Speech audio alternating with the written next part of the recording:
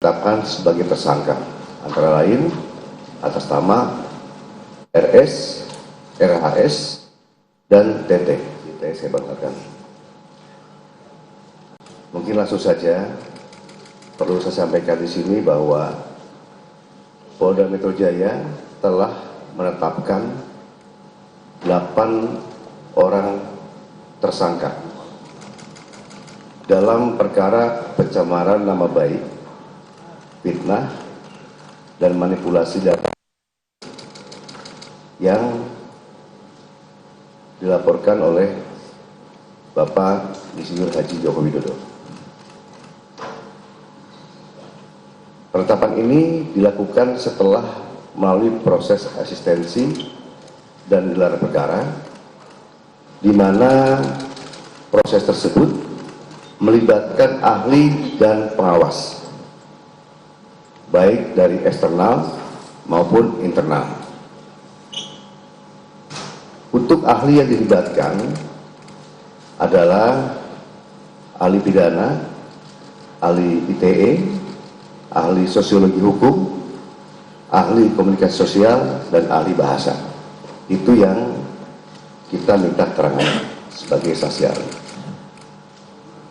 Selanjutnya perlu kami sampaikan bahwa gelar perkara penetapan tersangka yang dilaksanakan di Direktorat Reserse Kriminal Umum juga melibatkan dari eksternal, ya, dari Wasda, dari Wasidik, ya, Propam, dan juga Bitkum, dengan dukungan hasil pendidikan yang komprehensif, ilmiah, dan pemeriksaan berbagai ahli dari bidangnya masing-masing.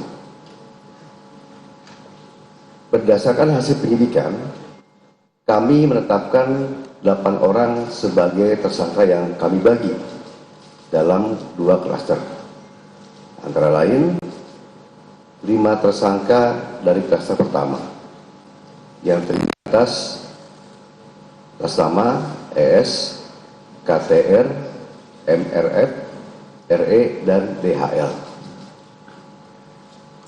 Untuk tersangka dari klaster ini dikenakan pasal 310 dan atau pasal 311 dan atau pasal 160 KUHP dan atau pasal 27A junto pasal 45 ayat 4 dan atau pasal 28 ayat 2 junto pasal 45A ayat 2 Undang-Undang ITE. Untuk klaster kedua, ada 3 orang yang kami tetapkan sebagai tersangka, antara lain atas nama RS, RHS, dan TT.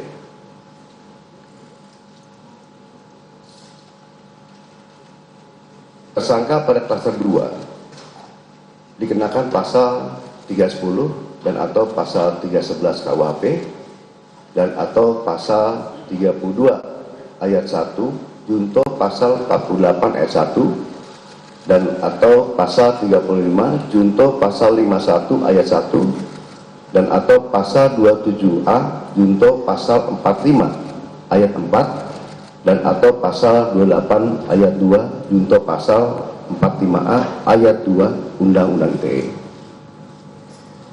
Rekan-rekan media yang saya banggakan, dalam prosesnya penyidik telah memeriksa 130 saksi dan 22 ahli dari berbagai bidang yang terdiri dari